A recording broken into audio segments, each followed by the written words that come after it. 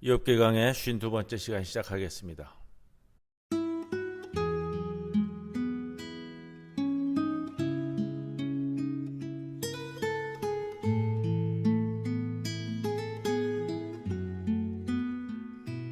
하나님은 너를 지키시는 자, 너의 우편에 그늘 되시니 낮의 해와 밤의 달도 너를 해치 못하리. 하나님은 너를 지키시는 자, 너의 환난을 면케하시니 그가 너를 도우시리라. 너의 출입을 지키시리라. 눈을 들어 산을 보아라. 너의 도움 어디서 오나. 천지 지으신 너를 만드신 여호와께로다.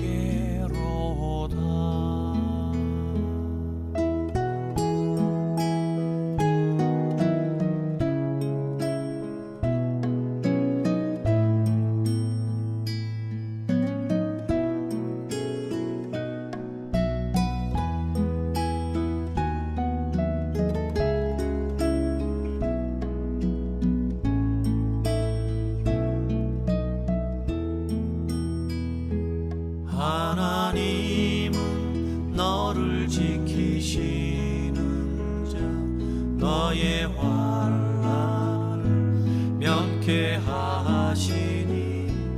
그가 너를 지키시리라. 너의 출입을 지키시리라. 눈을 들어 산을 보아라. 너의 도움 어디서 오나. 천지 지으신 너를 만드신 여호와께로다. 눈을 들어 산을 보아라. 너의 도움 어디서 오나. 천지 지으신 너를 만드신 여호와께로다. 천지 지으신 너를 만드신 여호와께로다.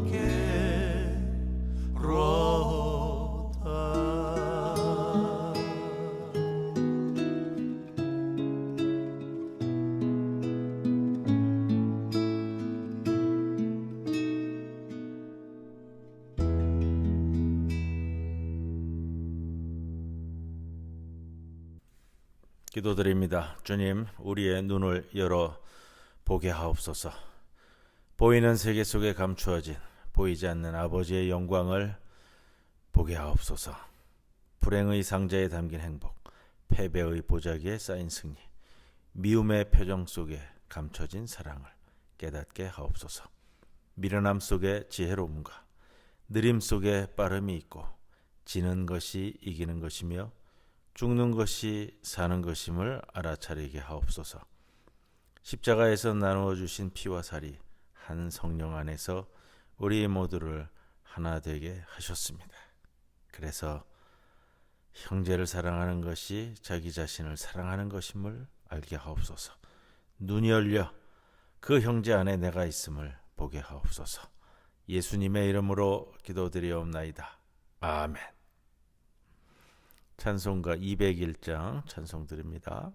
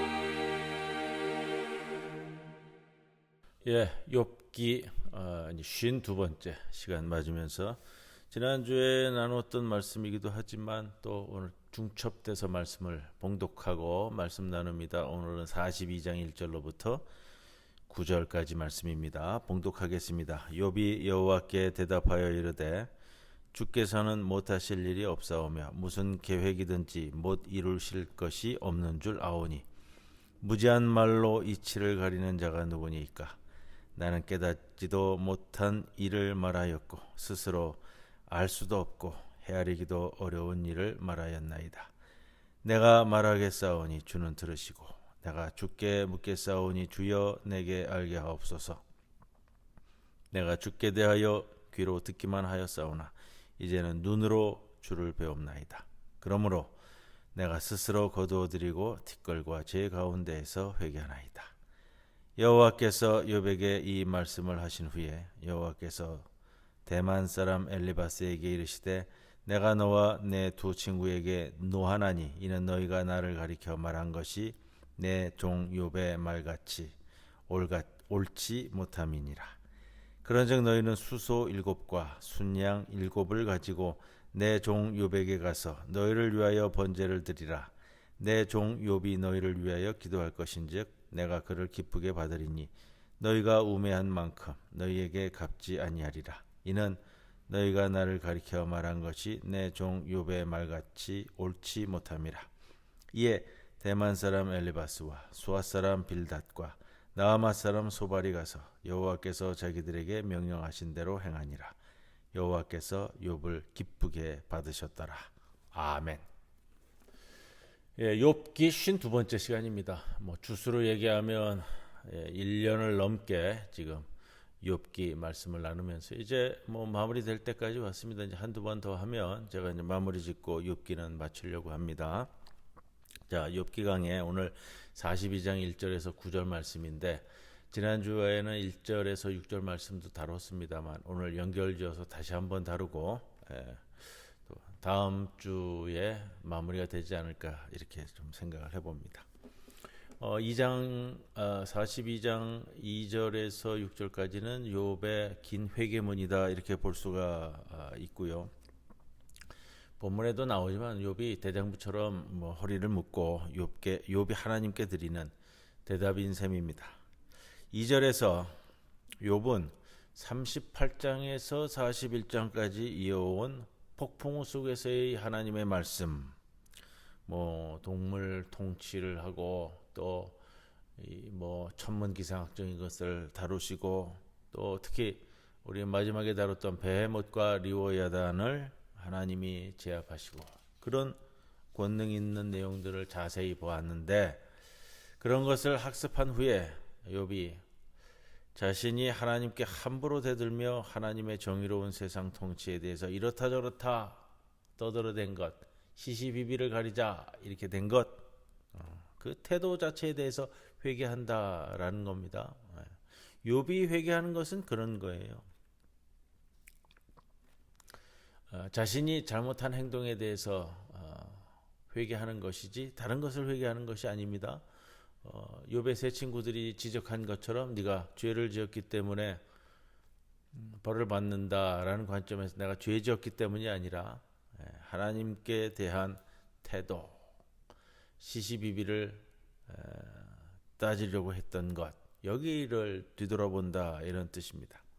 3절에 욥 자신이 하나님께 대들고 직접 나타나 해명해달라고 요구한 그 모든 언동의 본질을 말하는 겁니다. 그래서 무지한 말로 이치를 가리는 자가 누구니까? 바로 자기란 얘기죠.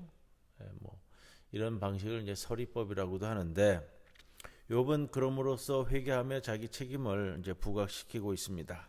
하나님의 창조 원리, 하나님의 세상 통치 원리, 계획, 그리고 하나님이 심사숙고한 것들, 이런 것들을 그저 자신의 신학적 이 프레임, 틀, 이진법적 신학, 인과응보론, 악인필망론 여기에 축소시켜서 이해한 것도 실제로는 그것도 욥이에요. 죄 없는 내 자신이 악인들에게나 닥칠 법한 이 대파국적인 이 환난, 재앙, 이것들을 연쇄적으로 겪음으로써 억울하게 고난당하면서 욥은 하나님의 정의를 의심하였다라는 겁니다. 그리고 그거를 따졌습니다. 회개하는 건 바로 그 따지는 태도를 회개해야 했다라는 것이, 내가 뭔 죄를 지어가지고서 회개한 것은 아닙니다. 이제 그거는 구분해서 우리가 볼 줄 알아야 되고요. 욥이 하나님에 대해서 좀 거칠게 대들고 항변하고 도발적인 발언들도 하고, 내려와라, 이 재판장에서 나하고 한번 겨뤄보자, 이런 식의 태도, 이것이 하나님의 이치를 어둡게 하는 그런 태도였다라는 겁니다. 그래서 마지막에 욥의 고백은 그거잖아요.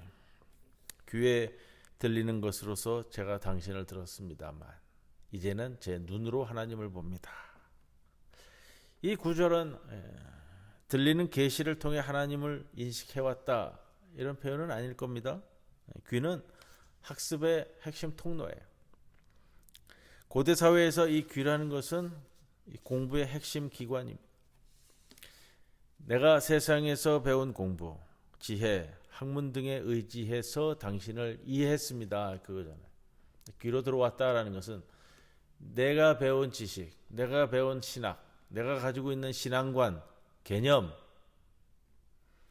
학문, 이런 것에 의지해서 내가 그동안 당신을 이해해 왔는데, 결국 그것은 뭐냐?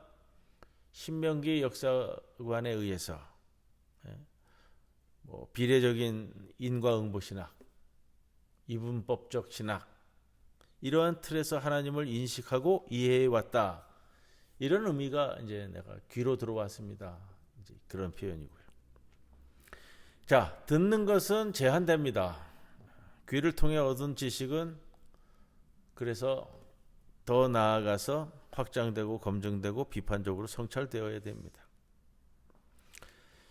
그래서 5절에 이제는 제 눈이 당신을 보았습니다 라는 것은 욥기 23장 3절에도요, 내가 어찌하면 하나님을 발견하고 그의 처소로 나아가랴 라는 구절처럼 욥의 한 가지 갈망은 하나님을 만나보는 거였어요. 전능하신 하나님이라면 내 자신의 억울한 사연에 시원한 응답을 주실 것이라는 믿음이 있었기 때문에 그렇습니다. 하나님을 보겠다라는 것 자체가 욥의 요구이기도 했습니다. 그런데 욥이 눈으로 하나님을 보고 있잖아요. 그 갈망에 100% 하나님께서 응답해 주셨다. 저는 욥기를 마무리하면서요, 가장 핵심적인 것이 바로 그것이 아닐까, 저는 그렇게 생각을 해요. 이제 뒷부분에 우리 다음 주에 나눌 말씀이지만 욥이 거기에 대해서 이제 다시 회복하는 장면이 나오는데, 그 회복에 대한 장면보다도요, 욥에게 있어서 가장 큰 건 뭐냐면 눈으로 보기를 갈망했었던 하나님의 나타나심, 보여주심, 이게 가장 큰 회복의 결정적인 단초가 아닌가, 저는 말씀을 드리고 싶어요. 나타나셨다라는 것은 하나님의 얼굴이 나를 향한 진노, 파멸, 조롱, 이런 것이 아니라 나를 향한 자비와 이해와 사랑, 공감이라는 걸 알기 때문에 그렇습니다. 하나님은 욥의 태도를 질책하셨지만 욥을 정죄하지는 않았어요. 질책이에요. 태도에 대한 질책. 그렇기 때문에 그것은 욥의 성장과 성숙을 돕는 역할을 합니다. 정죄를 해버리면 죽는 거예요. 그러나 질책은 성장을 위한 거잖아요. 욥기 38장에서 41장까지 이루어지고 있는 광활하고 광대 무변하고 이런 천문과학적 대우주의 창조자이자 통치자인 야훼 하나님이 욥의 눈에 나타나셨다. 창조시대까지 이야기를 끌어갔었습니다. 창조시대 때부터 지금까지 계시는 그 하나님, 대우주를 다 창조하시고 거느리시는 하나님, 그 하나님이 이 지구상의 작은 나 한 사람에게 나타나셨다는 것 그 자체가 인간을 향한 하나님의 겸손이고 사랑이고 화해이고 투명한 소통이다. 욥이 만약에 자신이 눈으로 하나님을 본다라는 거, 결국 욥이 설득당하는 것은 뭐냐? 하나님의 논리적인 문장이 아니라 하나님의 나타나 주심, 그거 하나. 하나님의 나타나 주심. 그래서 욥은 눈으로 하나님을 보았다고 주장합니다. 그런데 이런 게 있어요. 내가 내 눈으로 하나님을 봤을 때는 내가 눈으로 봄으로 인하여 그 우주 광활한 하나님에 대해서 수동적으로 한계 지을 수 있는 그런 이제 좀 약점이 있는데, 욥이 하나님을 만나서 표현하는 걸 보면은 그렇지는 않고요. 오히려 하나님의 신비로움과 하나님의 공의를 다시금 더 부각시키는 그런 모습을 볼 수가 있습니다. 왜 그러냐면 내 눈으로 본다라는 것 자체에서 벌써 이게 축소된단 말이에요, 하나님이. 그러나 오늘 본문을 보면서는 그렇지는 않습니다. 오히려 하나님의 존재의 신비함과 거룩함과 장엄함이 욥에게 나타나 주심을 통해 더 만족시켜 준다라는 겁니다. 그 결과 신학적 전통 그동안에 거기에 갇혀서 하나님을 파편적으로 부분적으로 알던 데에서 벗어나 욥은 하나님의 또 다른 모습, 신학적 이진법적 신학이 아니라 아주 헤아릴 수 없는 연산책에 의해서 이 세계를 다스리는 그 하나님을 보았습니다. 이 하나님의 나타나 주심, 보여주심, 이게 그 어떤 대답보다도 더 중요한 대답입니다. 욥은 나타나심이라는 이 보여주심이라는 이 하나님의 겸손과 사랑과 긍휼에 완전히 설복되었다. 저는 그렇게 말씀드리고 싶어요. 다른 것이 논리적으로 38장에서 41장까지 쭉 얘기하는 그 논리적인 그 말씀들, 그 워딩이 아니라 그 나타나심 그 자체만으로도 하나님이 나에게 나타나 주셨다. 나의 고난을 들었으니까 나타나 주시는 거잖아요. 그래서 하나님의 자비와 긍휼만이 인간의 회개를 촉구한다라는 말씀을 좀 드리고요. 그러므로 내가 스스로 거두어드리고 티끌과 제 가운데서 회개하나이다라고 욥이 고백을 하잖아요. 회개하다라는 것은 지난주에 말씀드렸는데 죄악과 허물로부터 돌이키는 회개, 슈브 또는 아람어에서 탑이라는 단어를 쓰는데 그런 표현이 아니고요. 풀어지다, 후회하다, 한탄하다. 그래서 마음이 풀리는데 왜 풀리느냐? 내가 잘못 이해하고 잘못 받아들였던 것이 이제 하나님의 나타나심으로 인해서 나를 질책함을 통해 내가 하나님에 대해서 바로 볼 수 있게 됨으로 인하여 내 마음이 풀어졌다라는 뜻이.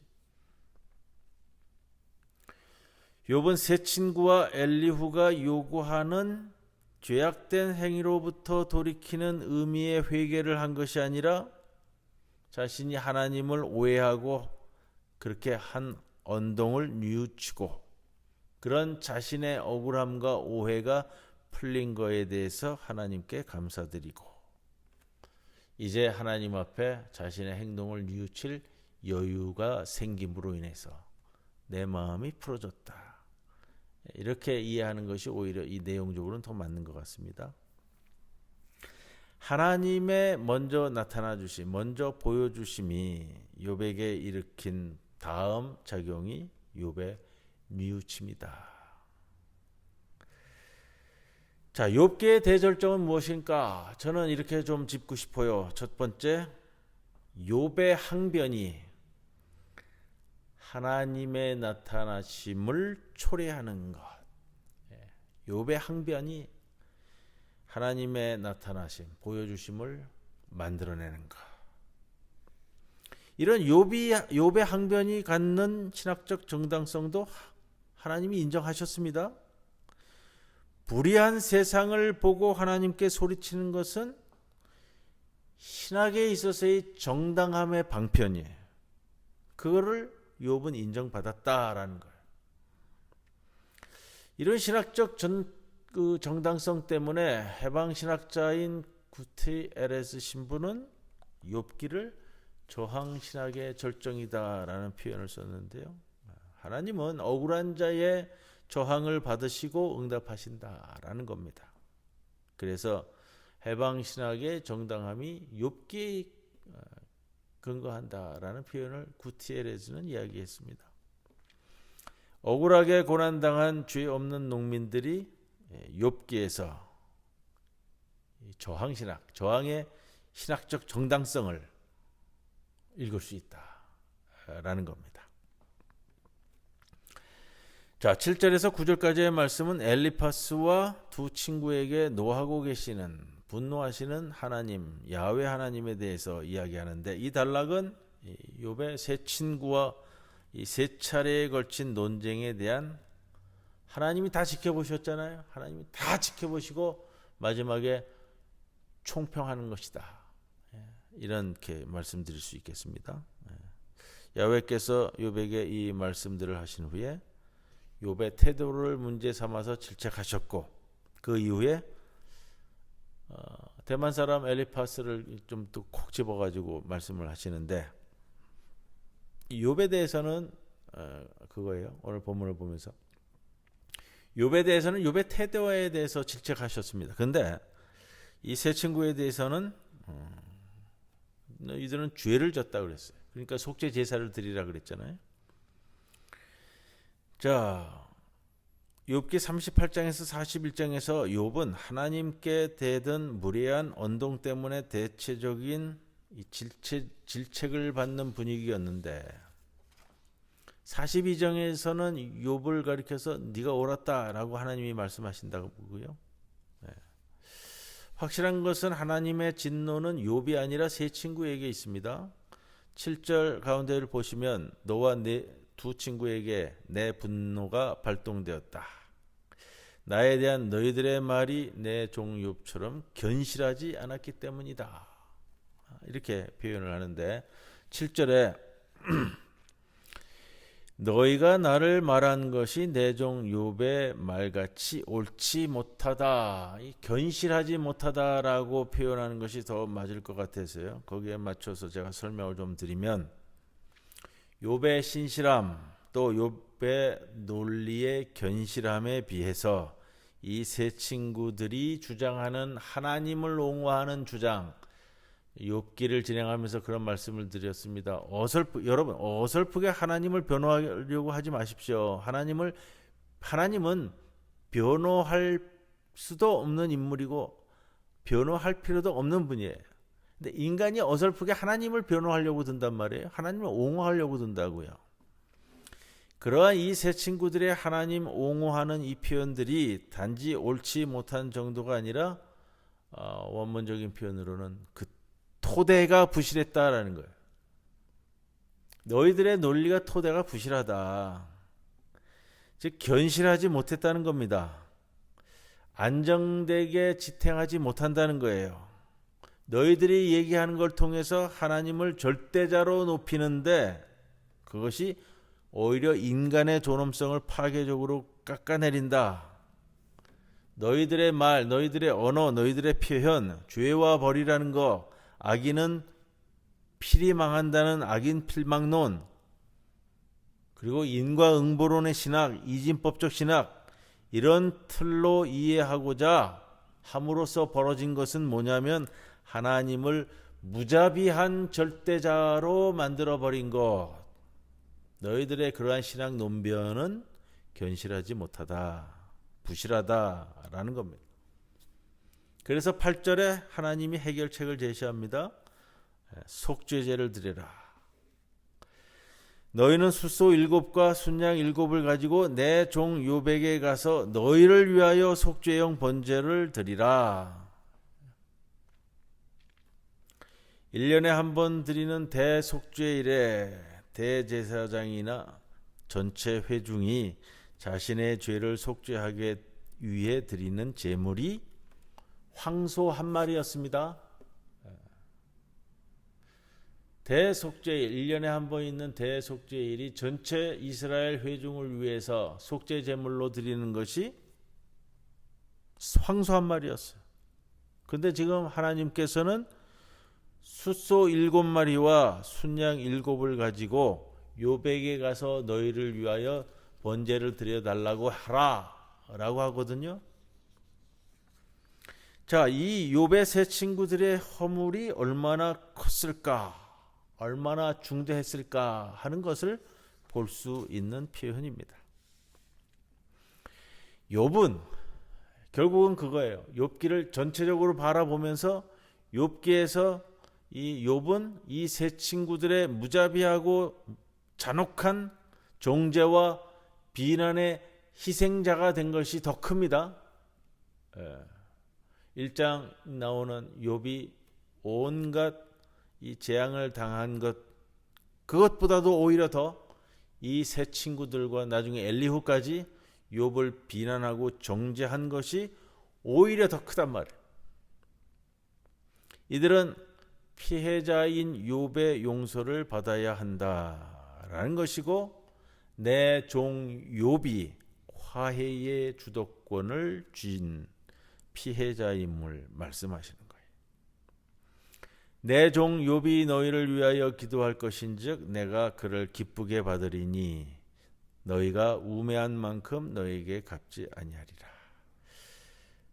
자, 내가 그를 기쁘게 받으리니라는 표현은 그의 얼굴을 들어준다라는 직역인데, 욥의 이러한 중보기도 때문에 너희들의 우매무지함에 대해서 내가 더 이상 책벌하지 않겠다라는 것이고요. 그 이유는 너희가 나를 가리켜 말한 것이 내 종 욥의 말같이 옳지 못하기 때문이다라는 겁니다. 그래서 대만 사람 엘리파스, 수아 사람 빌닷, 나아마 사람 소팔이 가서 야훼께서 자기들에게 명령하신 대로 행했습니다. 결국 야훼께서 욥의 얼굴을 세워주셨다. 하나님이 욥이 옳다고 선언하시는 이유는요, 응보의 법칙, 인과응보의 법칙, 이진법적 법칙, 그 이상의 하나님의 통치 원리가 이 세상에 작동하고 있다고 욥은 끝까지 주장했기 때문이에요. 욥은 그 이진법적 신학을 부정한 것이 아니라 그거 외에도 더 있을 것이기 때문에 내가 이 고난 중에 있다, 하나님이 내려오셔서 이것을 내게 보여주시라 라고 했기 때문이고요. 이것이 바로 이 욥기가 저술된 바벨론 포로에서 돌아온 이스라엘 백성들, 그 후손들이 하나님께 요구했던 신학에 대한 질문을 보완하고자 하는 것이 바로 이 욥기의 말씀입니다. 우리는 끝내 욥을 의롭다고 선언하는 하나님의 처분을 보고 이런 결론을 내리고 싶습니다. 욥의 고난은 세상 통치 원리 밖의 비상사태가 아니고요, 고난의 목적이 있을 순 있어도 원인은 없다라는 것이고요. 욥은 고난을 통해서 한층 더 광활하고 심오한 하나님의 세상 통치 원리와 신학에 대해 영적인 눈떠짐을 경험하게 되었다. 귀로 들었던 하나님을 이제 눈으로 보는 단계로 올라섰다. 그 전에는 내가 공부했던 신학, 내가 가지고 있는 지식, 우리 사회의 관습과 전통에 의해서 하나님을 들었다면 이제는 하나님, 이 세상 통치하는 있는 그대로를 볼 수 있는 눈이 열렸다 라고 고백하는 겁니다. 오늘 여기까지 말씀 나눕니다. 찬송가 196장 찬송 드립니다.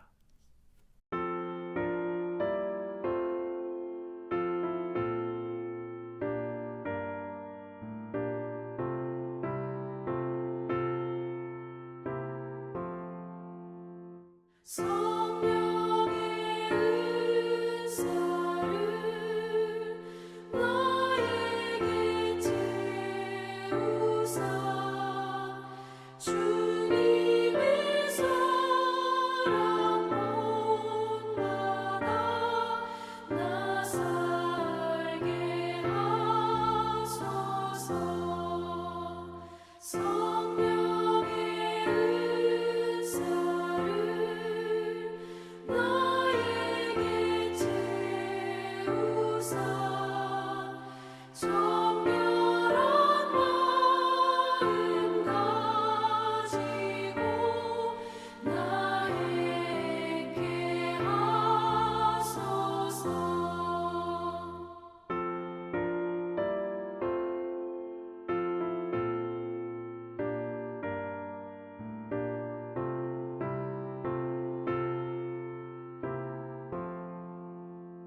성령의 은사를 나에게 채우사 더러운 세상 탐욕을 다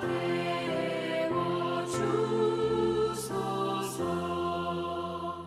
성령의 은사를 나에게 채우사 영원한 주님 나라에 나 살게 하소서.